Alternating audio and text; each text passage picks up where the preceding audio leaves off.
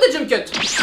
YouTube, mon... Oh, c'est what? Bon, après un peu plus de 2 mois, j'ai enfin emménagé dans mon premier appartement. Et le moins que l'on puisse dire, c'est que ça n'a pas été simple.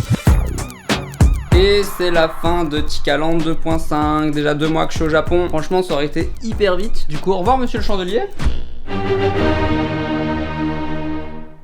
On fait comme ça. Bon, j'ai toujours pas signé pour mon appart, donc là j'ai pris un Airbnb pendant 2 semaines pour avoir un peu plus de temps. C'est toujours pas Tikaland 3.0, c'est genre Tikaland 2.6. Cette fois j'ai pas de chandelier, par contre j'ai une motivational quote. You make it happen, bitch.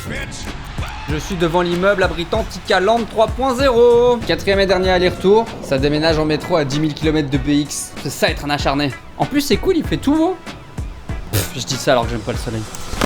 Bon, j'ai été chez Nitori, l'équivalent japonais de Ikea, où j'ai acheté mon petit futon pour commencer à aménager Tikaland 3.0. Franchement, j'ai galéré, mais je suis vraiment super content de l'endroit que j'ai trouvé. Oh, Tika, tu nous fais un room tour.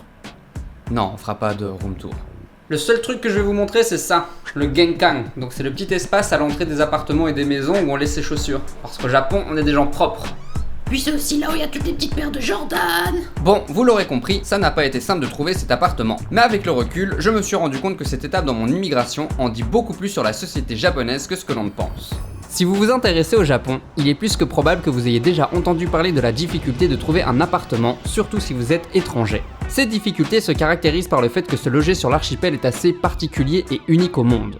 Tout d'abord, vous n'aurez jamais directement affaire au propriétaire et serez obligé de passer par une agence immobilière. Ces agences vont donc vous aider à trouver un appartement et une fois que vous aurez emménagé, s'occuperont du moindre souci, ce qui veut dire que c'est quand même au final assez pratique. Vous serez donc pris en charge par un agent immobilier qui sera en charge de trouver un appartement pour vous en fonction de critères que vous aurez prédéfinis avec lui. Mais ces critères sont assez différents de ceux en Europe, puisqu'ils vont surtout se faire en fonction de l'année de construction de l'immeuble, des lignes de métro et trains desservant le quartier, mais surtout de la gare la plus proche.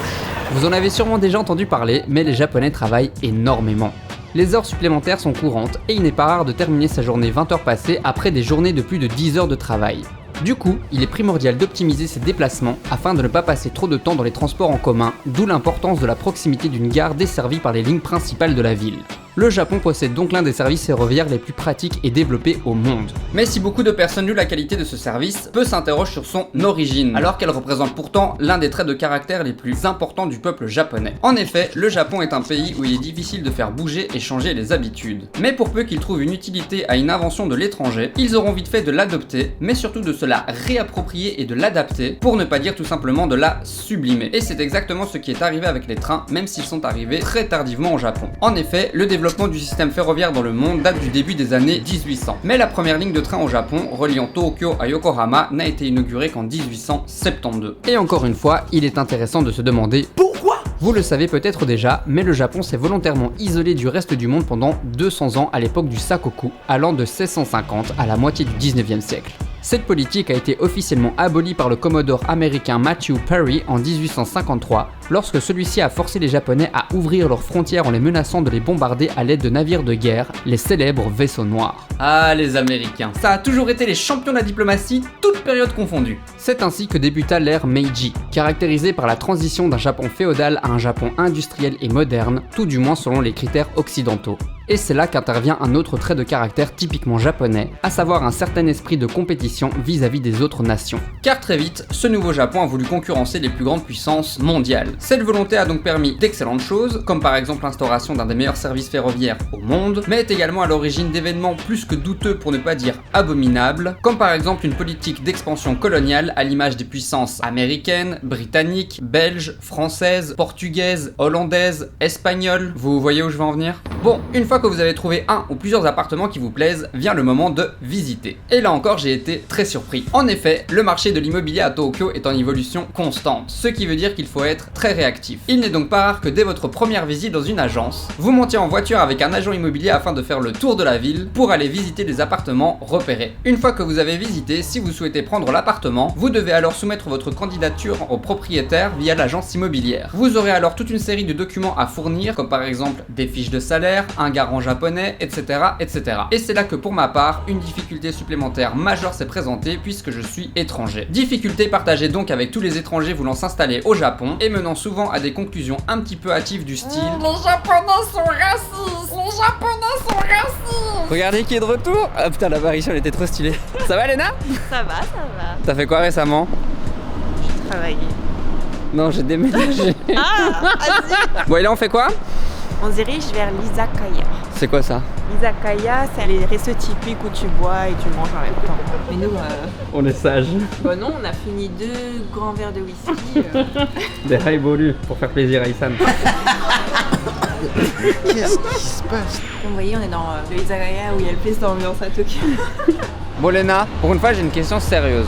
Est-ce que tu penses que les Japonais, on peut se permettre de préciser que tu es métisse? Oui. Donc tu es métisse. Est-ce que selon toi, tu penses que les Japonais sont racistes? Non. C'était l'intervention de Léna. Je définirais pas ça comme du racisme. C'est une société très réglementée. Même un Japonais qui a une vie pas très standard, etc., ben, il va pas faire partie de la communauté, tu vois. Donc je pense qu'un étranger qui vient au Japon, ça va être perçu un peu de la même façon. Finalement, il connaît pas les coutumes, il connaît pas les règles, donc il est un peu hors des règles telles que le Japon les définit. Et alors, ben, ça peut créer des tensions. Moi, je pense qu'il y a une méfiance, mais il y a aussi une généralisation qui est faite. Et on en parle souvent avec Kenji, de l'éducation aux médias. Il y a une construction de l'étranger qui est très agressive et très antagoniste. Le Japon, de par sa spiritualité, de par sa réussite économique, de par le fait que ça soit une île, il y a un côté un petit peu peuple élu. D'un point de vue culturel, et ne serait-ce que, enfin même de peuple, je dis pas de génétique ou quoi, même si la mixité c'est pas trop leur truc, enfin tu demanderas plus à Kenji que moi. Il y a une volonté d'asseoir le Japon comme numéro 1 en Asie, et ça ils sont obligés d'avoir un rejet de l'étranger pour l'affirmer et le confirmer, parce que si tu commences à regarder les faits, c'est pas vraiment le cas en fait. Et ça se traduit en fait par un sentiment d'être un peu satellitaire autour d'une société qui est fermée ou qui est centrée sur elle-même, qui est pas forcément fermée mais qui est concentrique, qui est tournée vers elle-même, et tu gravites autour en tant qu'étranger, sans vraiment rentrer dans l'orbite de cette société. En fait, la langue, c'est une énorme barrière. Le fait de ne pas pouvoir se comprendre ou de ne pas savoir lire entre les lignes non plus, parce que les Japonais, voilà, il y a énormément aussi Au Japon, on dit souvent kuki o yomu. Kuki o yomu, ça veut dire lire l'air. Donc, minna kuki o yonde, et donc on va dans la même direction. Mais à partir du moment où il y a une personne qui est hors japonaise et qui va dire non mais attendez les gars, pourquoi vous parlez pas? Qu'est-ce qui se passe? Kuki o yomu. Lis l'air. Ça veut dire quoi lire l'air, tu vois? Et ben là, il y a un truc qui se fait, et donc forcément, peut-être que ça peut rendre certaines personnes xénophobes, entre guillemets, en disant mon yappa gaijin wakatte nai jan, tu vois? Moi, je pense qu'ils sont pas racistes. Certains sont xénophobes, mais pire que ça, c'est pas qu'ils sont xénophobes, c'est qu'ils sont ignorants. Ils ne connaissent pas, et c'est pour ça qu'en fait, ils se méfient des gaijins. Ce serait de mentir de dire qu'il n'y a pas eu d'évolution. Moi, je suis mixte. Je suis franco-japonais. Mon père, à l'époque, il était venu au Japon dans les années 70, c'était vraiment le gaijin. Maintenant, nous, notre génération, moi quand j'étais plus jeune, les hafs c'était les mannequins, tu vois, c'était les beaux gosses, kawaii, kakoi, mannequins.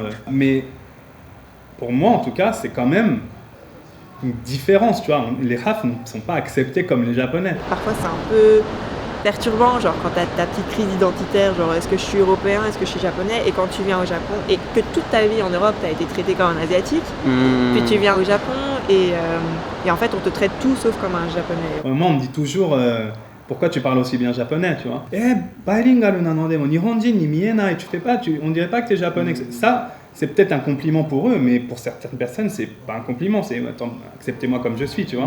Ils n'ont juste pas été énormément en contact, c'est juste qu'ils ont peur de l'inconnu et ils veulent juste pas devoir s'associer ou devoir mettre de l'énergie dans quelque chose qu'ils connaissent pas. C'est de la peur en fait, et de l'inquiétude plus que du rejet. Du rejet. Ouais. Et toi? Personnellement, je ne pense pas que les Japonais soient un peuple raciste, ou tout du moins pas plus que les Français, les Belges ou les Américains. Par contre, il est tout à fait vrai que les Japonais nourrissent une certaine réserve vis-à-vis des étrangers, mais pour peu que l'on se positionne de leur point de vue, cette méfiance est facilement compréhensible, tellement leur culture est unique et différente du reste du monde. Ajoutez à cela des pratiques qui n'existent qu'ici, et menant à des incompréhensions de part et d'autre. Reprenons par exemple le simple fait d'emménager. Au Japon, il est de coutume de s'asseoir avec le manager de l'agence immobilière et de passer en revue tous les points du contrat au moment de la signature. Sauf que les contrats japonais sont extrêmement détaillés et comprennent de nombreuses clauses n'existant tout simplement pas en Europe, comme par exemple celle concernant les catastrophes naturelles. Cette lecture dure en moyenne entre 2 et 3 heures et bien évidemment, tout est en japonais. Or, je suis souvent surpris par le nombre d'étrangers ne parlant pas un seul mot de japonais. Du coup, la location d'appartement leur est tout simplement refusée puisqu'ils sont incapables de comprendre les termes d'un contrat immobilier. T'as vu un peu ce haut niveau sociologique? Parce que ça, le youtubeur moyen, il va pas t'en parler. Non, il va juste se plaindre parce que c'est différent de ce qu'il connaît dans son petit pays d'origine. Apprenez le japonais si vous venez au Japon. Et les autres exemples sont légion. Par exemple, en plus de la caution appelée shikikin, existe le reikin, soit une somme d'argent offerte au propriétaire en guise de remerciement pour la location de son bien. Cette dépense est assez unique et je n'ai pas l'impression qu'elle existe autre part qu'au Japon. Du coup, les étrangers sont souvent assez réfractaires à l'idée de la payer et je dois bien avouer qu'à la base, j'ai réagi plutôt pareil. Sauf que là, je me suis rappelé que c'est moi qui ai choisi d'immigrer ici et que les normes culturelles auxquelles je suis habitué ne sont ici tout simplement pas les mêmes. Mais surtout, en tant qu'étranger, c'est à moi de m'adapter au système japonais. Surtout que si l'on se renseigne sur le reikin, on découvre derrière une tradition datant du grand tremblement de terre du Kanto de 1923. Mais il s'agit selon moi d'un véritable souci. Trop de gens s'installent ou visitent le Japon sans avoir une véritable envie de découverte ou d'intégration, considérant plutôt le pays comme un décorum répondant à une certaine image préfabriquée. Et c'est malheureusement de là que les Japonais tirent une certaine méfiance des étrangers.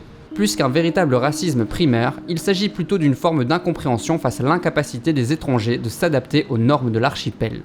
Si vous souhaitez donc venir ici, pensez donc à ce vieux proverbe japonais.